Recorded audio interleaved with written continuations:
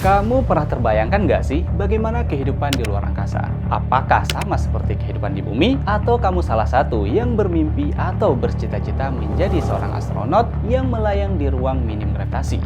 Wah, keren sih cita-cita kamu. Eits, tapi ternyata hidup di luar angkasa tidak semudah hidup di bumi loh. Memangnya kenapa? Yuk upgrade pengetahuanmu di Ethno, Adsense Knowledge.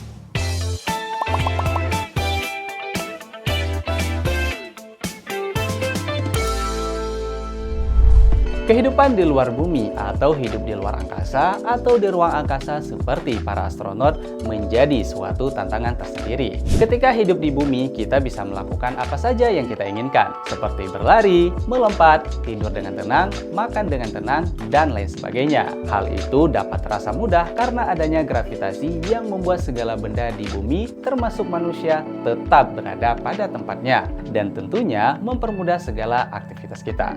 Tetapi berbeda dengan astronot, semua akan terasa sulit dilakukan jika berada di luar angkasa. Misal, para astronot harus tidur dengan cara mengikat diri karena ukuran pesawat ulang-alik atau disebut juga dengan Space Transportation System yang tidak terlalu besar. Dan tentunya keadaan tersebut membuat para astronot tidak bisa memiliki tempat tidur khusus seperti kehidupan di bumi. Terus tidurnya gimana ya?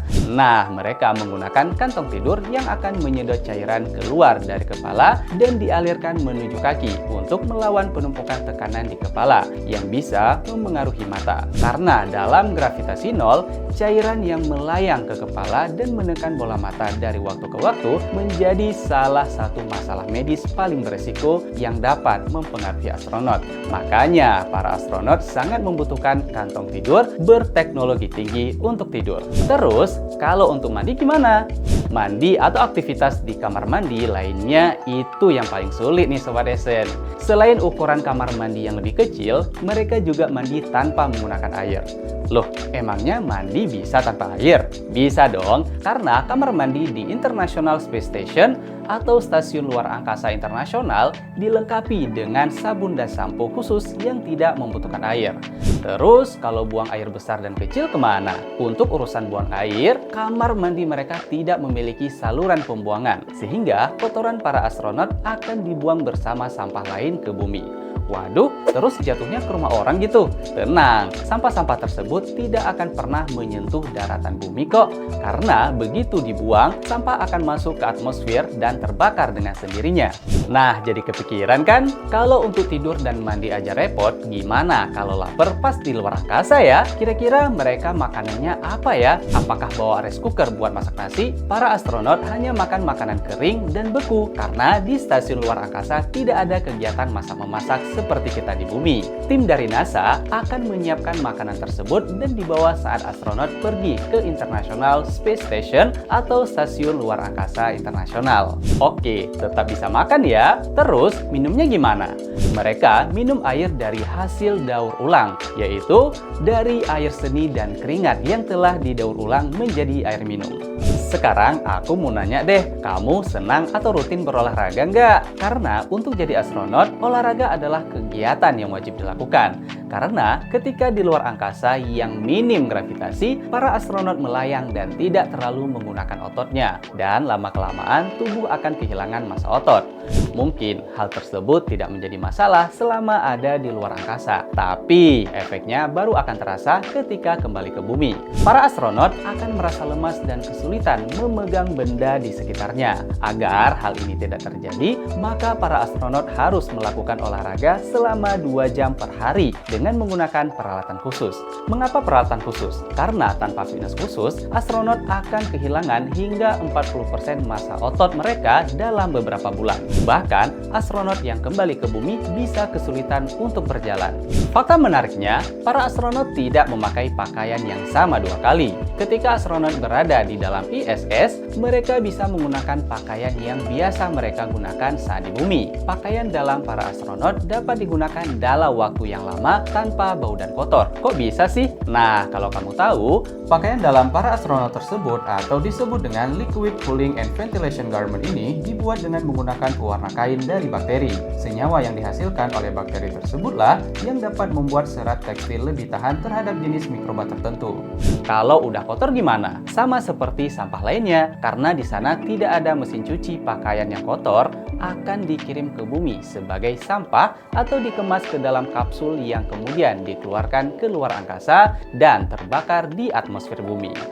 Fakta menarik lainnya adalah meskipun berada di luar angkasa, pertolongan pertama pada kecelakaan atau P3K juga tidak boleh disepelekan. Lakban, kabel, maupun obat penenang harus siap sedia. Karena ternyata kehidupan di luar angkasa bisa membuat seseorang stres loh. Bayangkan saja, para astronot tinggal jauh dari bumi dengan suasana yang berbeda. Tentunya membuat kehidupan mereka serba terbatas selama puluhan atau ratusan hari. Dan tidak jarang, tugas yang berat terkadang membuat para astronot sedikit stres. Ketika seseorang astronot mulai berperilaku aneh, astronot lainnya harus segera melakukan pertolongan pertama dengan mengikat temannya dengan lakban, kabel, dan memberi obat penenang.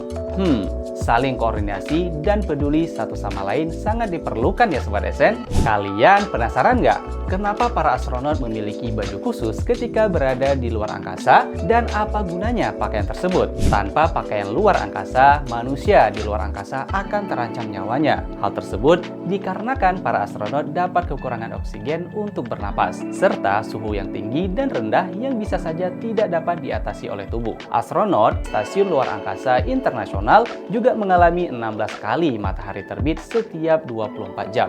Tidak heran jika hal tersebut dapat mengganggu tidur mereka dan membuat mereka sangat lelah. Nah, kalau pakaian ikonik astronot yang berwarna putih, pasti kamu sudah tidak asing lagi kan?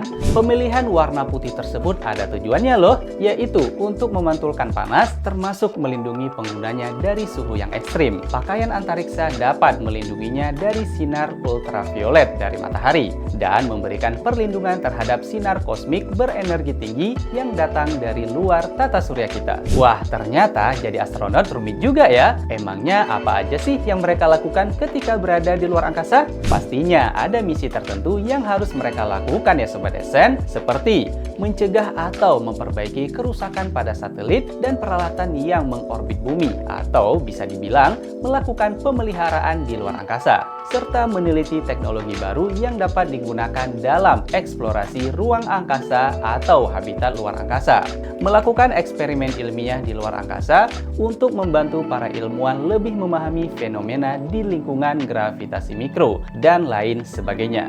Wah, seru juga ya jadi astronot, tapi di balik keseruan itu tentu ada juga risikonya, seperti terkena radiasi luar angkasa yang dapat menyebabkan cacat organ dalam, kanker, atau mutasi genetik. Atau bahkan para astronot bisa saja mengalami kecelakaan dan gagal sistem yang dapat berakibat fatal. Eits, tenang, dengan pembekalan yang baik, segala hal buruk bisa dicegah kok. Ngomong-ngomong soal luar angkasa, jadi penasaran juga nih, bagaimana ya nasib satelit yang sudah tidak beroperasi, meteorit, atau sampah-sampah lainnya seperti pecahan roket yang kita sebut sebagai sampah antariksa. Faktanya, sampah antariksa tersebut jumlahnya saat ini sudah sekitar 20.000 lebih.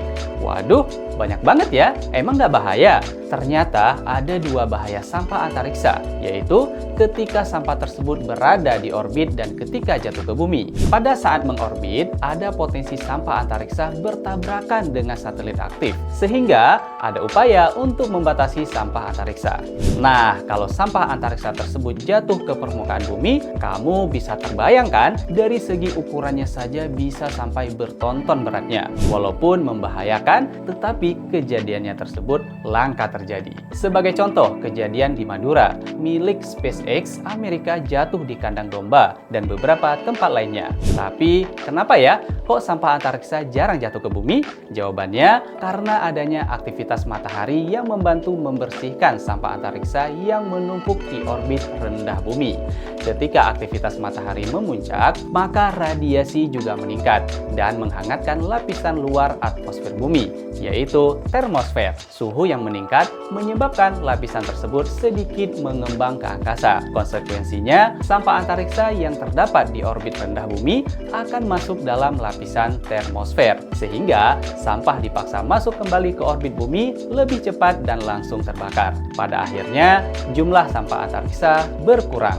Nah, itulah penjelasan mengenai bagaimana kehidupan para astronot di luar angkasa beserta nasib sampah antariksa yang dihasilkan di luar angkasa. Bagi kamu yang ingin menjadi astronot, belajar dengan sungguh-sungguh dan persiapkan diri dengan baik ya, supaya apa yang kamu impikan bisa tercapai. Dan jangan lupa follow media sosial SN.id untuk upgrade pengetahuanmu mengenai pembahasan soal, informasi seputar kampus, dan fenomena sehari-hari.